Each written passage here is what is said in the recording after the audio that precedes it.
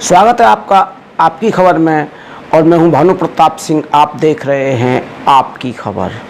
आपकी खबर के इस खास बुलेटिन खास खबर में आज बात करेंगे उत्तर प्रदेश की। उत्तर प्रदेश का जनपद बुलंदशहर, जहां जनपद बुलंदशहर में एक तहसील डिवाई है। डिवाई तहसील का एक गांव है जरेना, जहां एक मंदिर परिसर की ज़मीन की बात की जाए तो वहां काफ़ी दिनों से उस मंदिर परिसर की ज़मीन पर विवाद चल रहा है।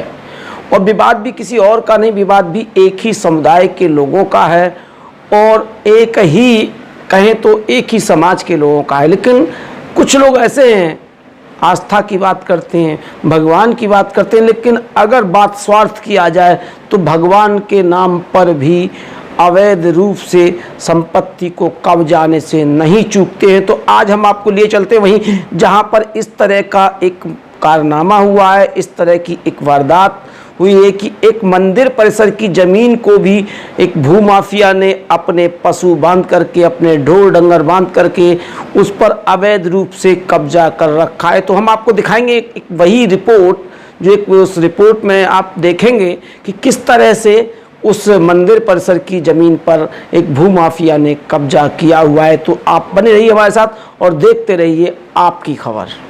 तो अब आप पहुंच चुके हैं उस जनपद बुलंदशहर के उस जरेना गांव में, जहां ये मंदिर की जो जर्जर हालत है वो आपको दिखाई दे रही होगी कि ये मंदिर लगभग, अगर जैसा ग्रामीण बताते हैं कि मंदिर लगभग 50 वर्ष पुराना है।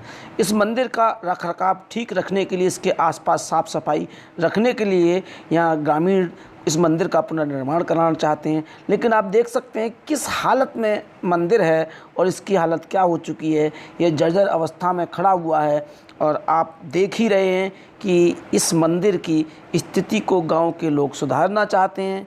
इस मंदिर के आसपास जो एरिया है वो लगभग ये बताया जा रहा है कि 2 बीघा ज़मीन है और वह 2 बीघा ज़मीन किसी गांव के ही व्यक्ति ने इस मंदिर के लिए दान कर दी थी। लेकिन ये तस्वीरें आप देख रहे हैं, ये जो पशु बंधे हुए हैं ये उसी कब्जाधारी के बताए जा रहे हैं जिसको इस मंदिर पर कब्जा करने की बात में शामिल किया जा रहा है। और उसी भूमाफिया ने इस मंदिर के आसपास की तमाम ज़मीन पर कब्जा कर रखा है। और आप देख सकते हैं ये तस्वीरें आपको साफ दिखाई दे रही होंगी कि जिस तरह से इस मंदिर परिसर में गंदगी फैली हुई है। और कई बार इस मंदिर की राजस्व कर्मचारियों द्वारा नाप भी की जा चुकी है, जब इसके आसपास की ज़मीन को नापा भी जा चुका है और नाप करके ये बताया गया है कि इतनी ज़मीन इस मंदिर परिसर की है। कई बार पंचायत भी बैठी है इस गांव में और फिर भी इस ज़मीन को उसी मंदिर परिसर का बताया गया, सरकार के द्वारा भी और ग्रामीणों के द्वारा भी। लेकिन एक भूमाफिया है, एक कब्ज़ाधारी है कि ज़मीन पर से हटने का नाम ही नहीं लेता है। कई बार तो इस मंदिर परिसर की ज़मीन को जेसीबी से सरकार के द्वारा नीम खोद करके और बाउंड्री करके बिल्कुल अलग भी करने की बात सामने आ रही है। लेकिन जिस तरह से एक भूमाफिया के ऊपर लगता है किसी सत्ताधारी का हाथ है या फिर उसकी पहुंच कितनी मजबूत है कि वो इस ज़मीन से हटने का नाम ही नहीं लेता है। जब ये नीम खोद करके इस मंदिर परिसर की ज़मीन को अलग किया गया और सरकार के कुछ सरकारी कर्मचारी भी थे, वहाँ पुलिस प्रशासन भी था और सब ने कहा कि भाई इसको हटाइए अपने सामान को। लेकिन कुछ दिनों की मोहलियत मांग करके कि मैं अभी तो मेरे पास जगह नहीं है, लेकिन मैं कुछ ही दिनों में इस मंदिर परिसर की ज़मीन से अपने सामान को हटा लूँगा।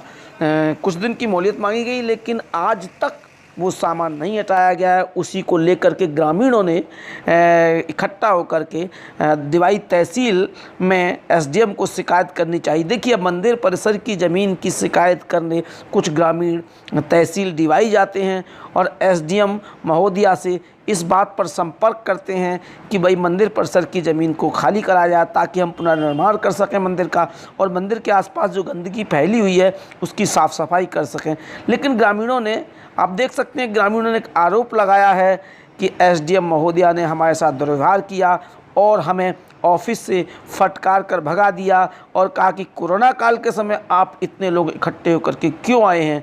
तो कोरोना की बात करते हुए, कोरोना का पाठ पढ़ाते हुए एसडीएम महोदया पर यह आरोप लगाया है ग्रामीणों ने कि हमें मंदिर की ज़मीन की शिकायत नहीं करने दी और हमें तहसील से भगा दिया गया। तो देखिए किस स्थिति में यहाँ पशु आज तक बंधे हुए हैं और उन्हें नहीं हटाया जा रहा है।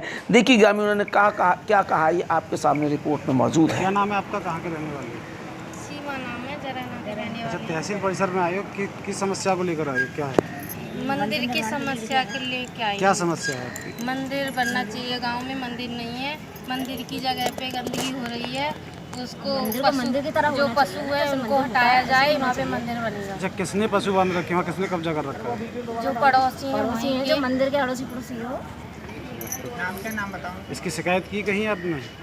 हाँ, शिकायतें यहीं पे जो चल रही है। अच्छा, तो क्या आश्वासन मिलता है यहाँ से? अब देखो वहाँ पे बेटियाँ रख के ना वो हटाए, दरोगा जी बोल गए थे जो कि 3 दिन की मोहलत दी थी कि हटा देंगे, नहीं वो हटाया। अच्छा, कोई नाप की गई थी वहाँ? हाँ, नाप भी भर गई है। 3 दिन का समय दिया तो अभी तक नहीं हटाया? नहीं हटाया। अब क्या कहते हैं वो लोग? कहते हैं कि ये पशु को कट जाने दो या कुछ भी करने हैं, हम नहीं हटाएंगे। अच्छा, कौन लोग हैं जिन्होंने कब्जा कर रखा है? गांव के ही हैं। क्या नाम है उनका?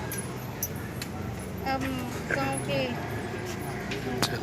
नाम बताओ। नाम बताओ। नाम का झम्मन है। कौन? झम्मन। एसडीएम को प्रार्थना पत्र दिया तो क्या आश्वासन दिया एसडीएम साहब ने? एसडीएम साहब ने मुझे ललकार दिया कि आप इतनी औरतें क्यों भर के लाए हो यहाँ पे। तो ये औरतें आप लाए थे या अपनी इच्छा से आई हैं वो औरतें? अपनी इच्छा से आई हैं सर। क्या क्या कहती थी एसडीएम साहब?